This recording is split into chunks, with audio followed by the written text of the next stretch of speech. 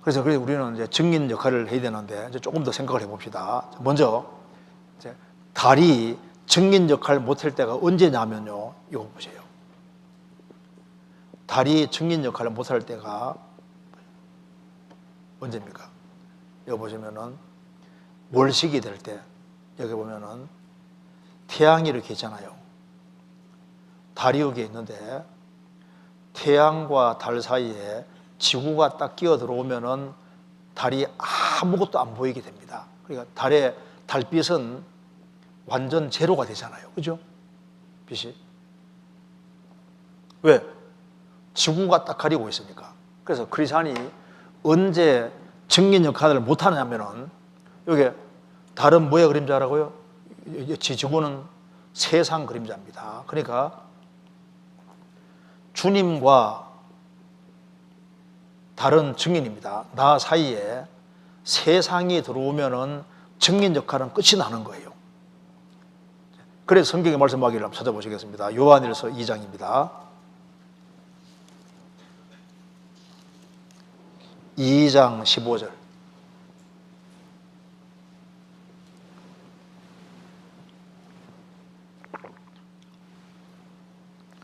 이 세상이나 세상에 있는 것들을 사랑치 말라.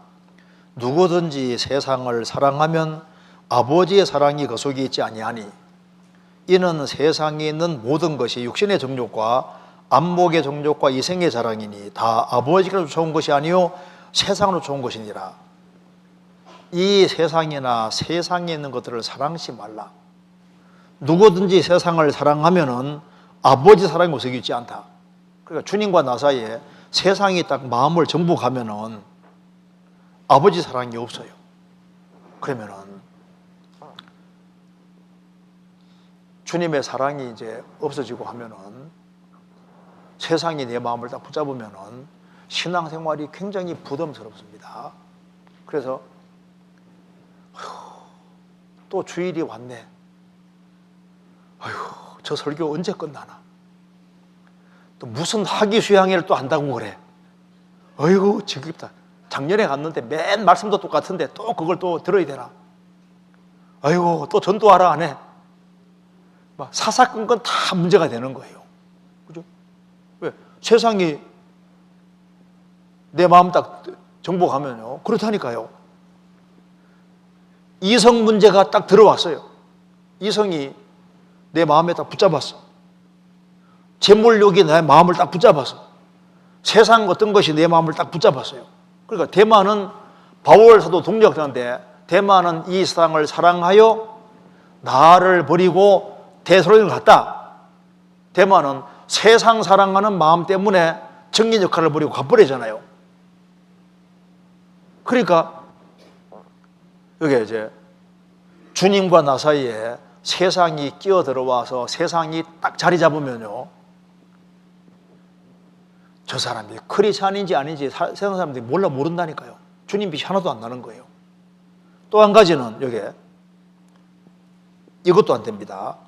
여기 보시면은 이것도 안 돼요. 태양과 지구 사이에 달이 딱 끼어 있어도 안 된다고. 그잖아요. 이것도 태양빛을 막잖아요. 그러니까 일식이 돼서도 안 된다 그 말입니다.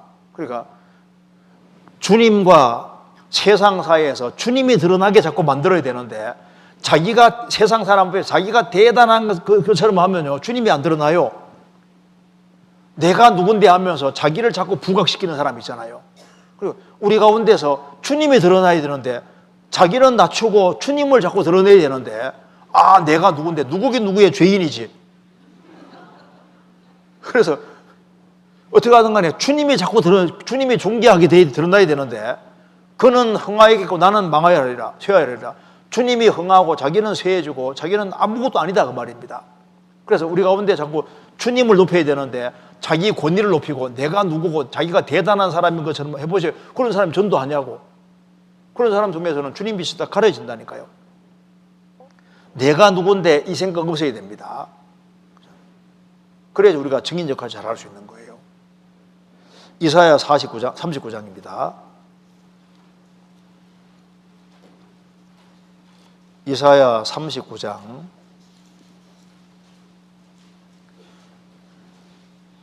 4절.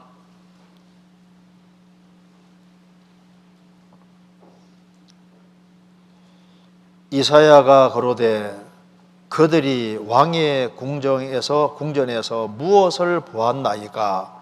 히스기야가 대답하되 그들이 내 궁전에 있는 것을 다 보았나이다. 내 부물은 보이지 아니한 것이 하나도 없나이다.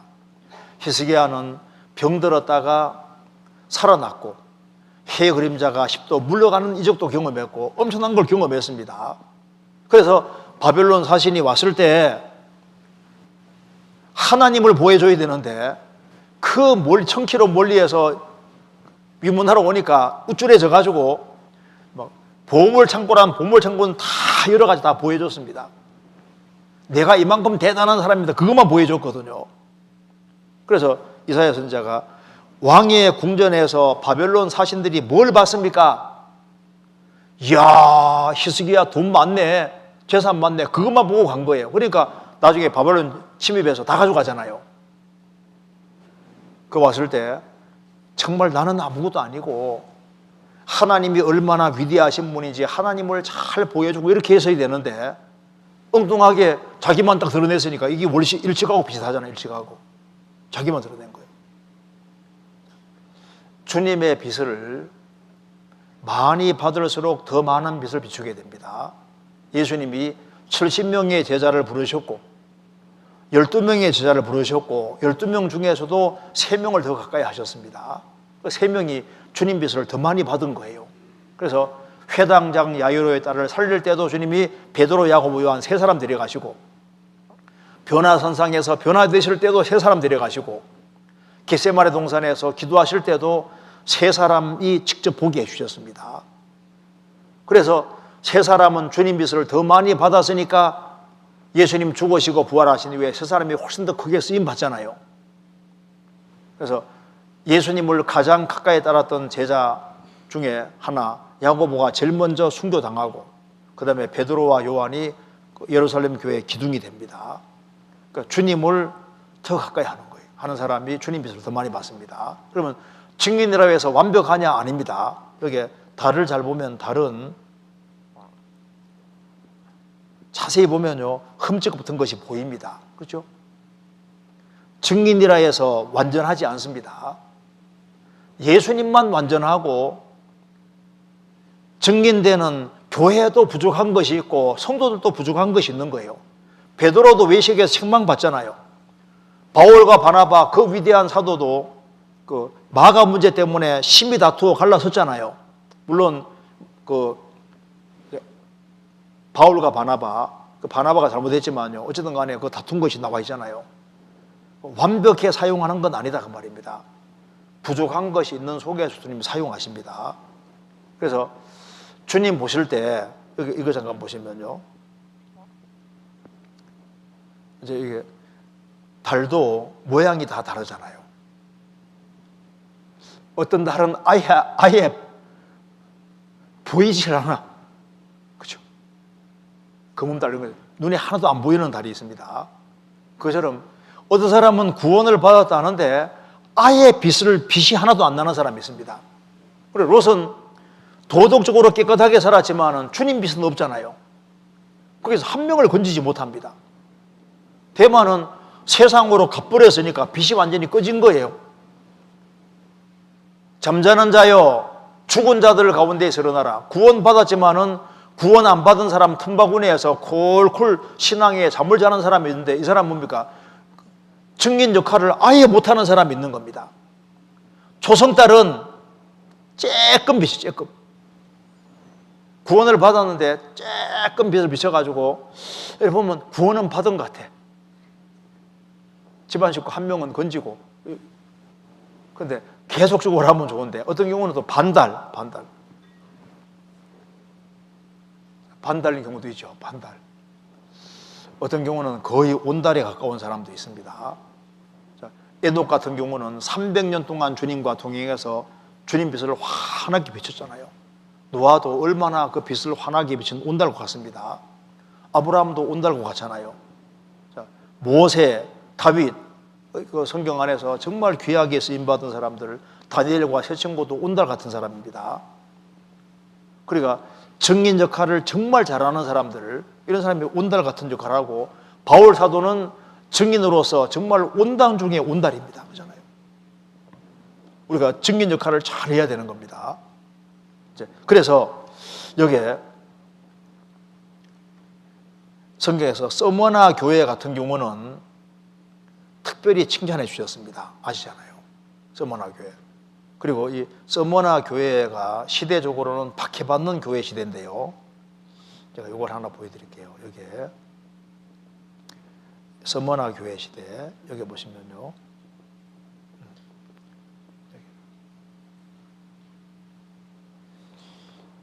이 서머나 교회 시대 한 이때가 이제 10명의 로마 황제에게 박해받는 시대입니다.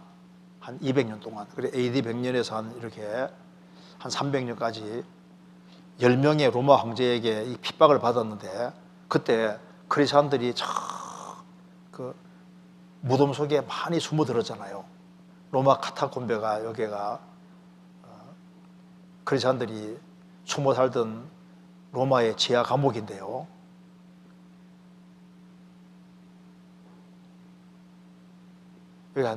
그래서 한 200년 정도 박해받을 때 이 속에 많이 숨어들었잖아요. 지금은 이거 확인해보면 한 500km 이상 됩니다. 굉장히 많아요. 근데 여기에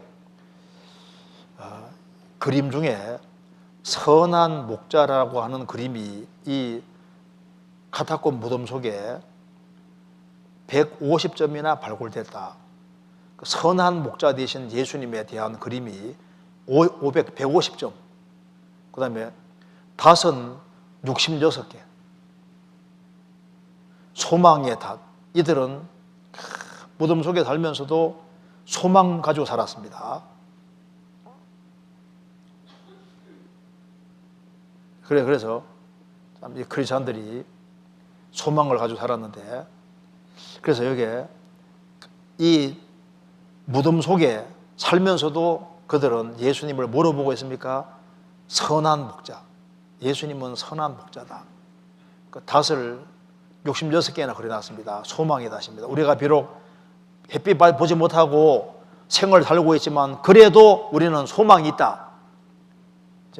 그리고 서머나 교회가 박해받는 교회 시대고, 또 하나는 뭡니까? 또 하나는 필라델비아 교회가 크게 칭찬받는 교회인데, 아시아 7교회에서는 서머나 교회가 완전히 온달. 그 다음에 필라델비아 교회가 온달 같은 역할을 하는데, 필라델비아 교회가 교회사적으로 어디입니까? 활발하게 복음 전했던 그 시대를 가리키는 겁니다. 그래서 여기에 진젠도르프 백작 아시죠? 진젠도르프 백작이 이제 이 사람 모라비안 교도들을 받아들여서 활발하게 복음 전하던 사람인데, 이 그림 앞에서 꼬꾸라졌습니다. 에케호모 요 그림을 보고서 했는데, 한번 여기 보시면요. 나는 너를 위해 목숨을 버렸다. 지금 너는 나를 위해 무엇을 할 것이냐. 이 그림 앞에서 자기 생애를 주님께 바치기로 하는 겁니다. 한번 잠깐 들어봅시다. 1719년 19살의 젊은 백작 진젠도르프는 유럽을 여행하던 중 이 그림 앞에 섭니다. 나는 너를 위해 목숨을 버렸다. 지금 너는 무엇을? 무심히 그림 속 글귀를 읽던 그는 가슴이 뜨거워져서 한동안 우두커니 서 있다가 고백합니다. 주님, 오랫동안 당신을 사랑했지만 당신을 위해 한 것은 없습니다. 앞으로는 당신이 이끄시는 어떤 것이라도 하겠습니다. 그 길로 고향으로 돌아온 진젠도르프는 호화로운 삶을 모두 포기하고 자기 집도 예배 장소로 내놓으며 지내던 중 체코에서 종교의 자유를 찾아 이동한 모라비안 교도들을 돕게 되는데요. 이 모라비안 교도들은 기독교 역사에 큰 자취를 남겼습니다. 영국 국교의 목사로 다시 봅시다. 1719년 19살의 젊은 백작 진젠도르프는 유럽을 여행하던 중 이 그림 앞에 섭니다. 나는 너를 위해 목숨을 버렸다. 지금 너는 무엇을? 무심히 그림 속 글귀를 읽던 그는 가슴이 뜨거워져서 한동안 우두커니 서 있다가 고백합니다.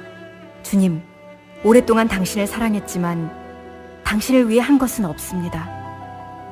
앞으로는 당신이 이끄시는 어떤 것이라도 하겠습니다.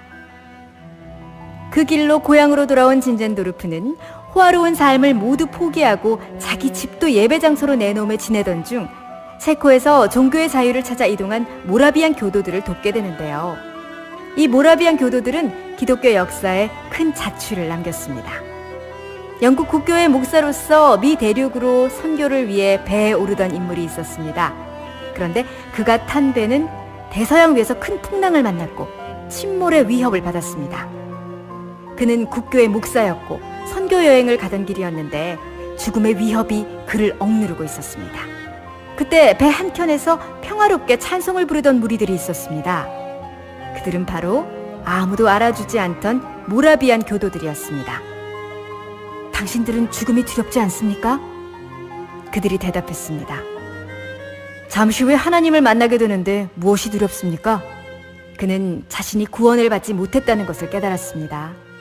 그 배는 가까스로 침몰을 피해 목적지에 도착했습니다. 그 후 그는 런던으로 돌아와서 모라비안 교도들의 집회에 참석했습니다. 그리고 오직 의인은 믿음으로 말미암아 살리라 하는 로마서 말씀을 듣고 회심했습니다. 바로 그가 감리교를 만들었던 요한 웨슬리였습니다. 또 다른 이야기가 있습니다. 진젠도르프가 이 그림 앞에서 회심한 지 140년 후인 1858년 독일에 유학 온 영국 출신의 프랜시스 리들리 하버갈 역시 이 그림 앞에 멈춰섰다가 큰 감동을 받고 이런 시를 씁니다. 내 너를 위해 몸을 주건만 너 무엇 주느냐? 널 위해 몸을 주건만 너 무엇 주느냐? 네, 바로 우리가 잘 아는 찬송가 내 너를 위하여의 가사지요. 이 노래 많이 들어봤죠? 이제 하버갈이라는 분이 구원을 받고 이 노래를 만들었습니다. 내 너를 위하여 몸 버려 피 흘려 내 죄를 속하여 살 길을 주었다. 널 위해 몸을 주건만 너 무엇 주느냐? 널 위해 몸을 주건만 너 무엇 주느냐? 우리는 주님을 위해서 뭘 드려야 될까요? 우리는 증인 역할을 잘해야 됩니다. 시간이 다 되기 때문에 이것만 보고 마치겠습니다. 여기에 예수님이 어두운 세상에 돋는 해로 오셔서 세상이 있을 동안에는 세상의 빛이라고 하셨습니다. 예수님이 죽으시고 가셨습니다. 달이 뜹니다. 너희는 세상의 빛이라 우리가 지금 달빛 역할을 하고 있는 거예요. 어두운 세상을 비추고 있는데 이제 세상이 가장 캄캄하게 되고 있습니다. 달이 지면은 샛별이 떠오르고 다시 해가 떠오르죠. 샛별이 베드로서 1장에 재림 예언이라 했는데 이런 일이 되는 것을 보고도 우리는 징조를 다 보는 시대입니다. 이제 징조를 보고 있고 주님이 다시 오시는 우리가 임박한 지도 살고 있기 때문에 우리가 증인 역할을 하는 기간도 그렇게 많이 안 남았습니다. 그래서 우리가 주님이 이제 오실 때까지 증인 역할을 잘 하다가 주님 앞에 서야 될 것 같습니다.